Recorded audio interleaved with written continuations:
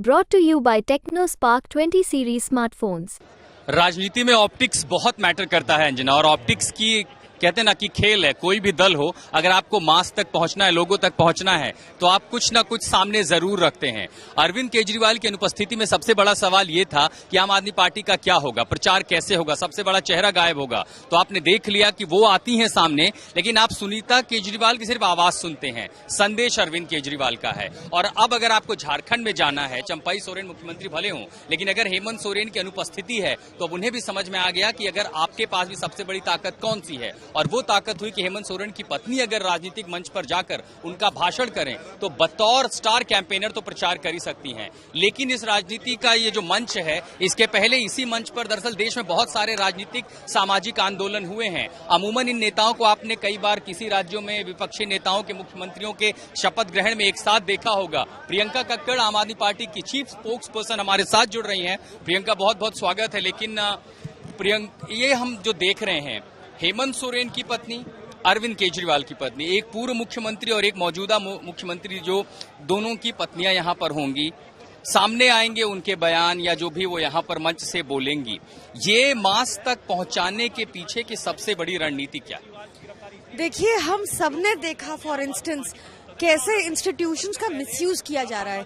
2 साल से आप देख रहे हैं कि हमारे ऊपर एक शराब घोटाले की जांच चल रही है। एक चवन्नी की रिकवरी नहीं हुई, और एक ऐसे बयान के आधार पर जिसपे आप चांदनी चौक के एक पॉकेटमार को गिरफ्तार न करें, उसमें एक सिटिंग मुख्यमंत्री को गिरफ्तार किया गया है। दूसरी तरफ ये भी साफ दिख गया है कि जिसको भाजपा की ईडी और खुद भाजपा साउथ लिकर लॉबी का किंगपिन बताती रही, पी शरत रेड्डी, 60 करोड़ रुपया उसने भाजपा को अपनी गिरफ्तारी के बाद दिया, जिसके बाद वो सरकारी गवाह बन जाते हैं और ईडी उनकी बेल पर आपत्ति नहीं करती। तो ये क्या चल रहा है? क्या इस मंच से भी सिर्फ यही संदेश देना है? क्योंकि आपने कई पार्टी नेताओं को बुलाया, पूरा विपक्ष खड़ा होगा।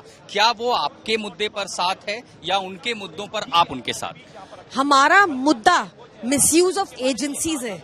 हमारा मुद्दा illegal arrest of Arvind Kejriwal ji है। हमारा मुद्दा संविधान को बचाना है। हमारा मुद्दा ये गवर्नर्स और लेफ्टिनेंट गवर्नर्स जो लगातार स्टेट गवर्नमेंट की फाइलों पर बैठ जाते हैं, जनहित कार्यों की फाइलों पे बैठ जाते हैं, उसका मिसयूज करते हैं पोजीशन का, उसको रोकना है। हमारा मुद्दा तानाशाही को रोकना है। ये मंच दिल्ली तक सीमित है या दिल्ली के बाहर? क्योंकि अब बहुत कम समय रह गया है, चुनावों की उल्टी गिनती चल रही है। दिल्ली के बाहर अगला मंच कहाँ होगा, या फिर ये यहीं तक सीमित है? आप आज हमारे सिटीजन्स जो लोग आए हैं उनके बीच में जाइए, आपको पता चलेगा केरला, गुजरात, दिल्ली, पंजाब, हरियाणा, हर जगह का कार्यकर्ता, हर जगह का लोग, हर जगह के लोग आज यहाँ पे आए हैं। ये आवाज बहुत दूर तक जाएगी और आपको इसका प्रभाव लोकसभा चुनाव में देखने को मिलेगा। बहुत बहुत शुक्रिया प्रियंका जी।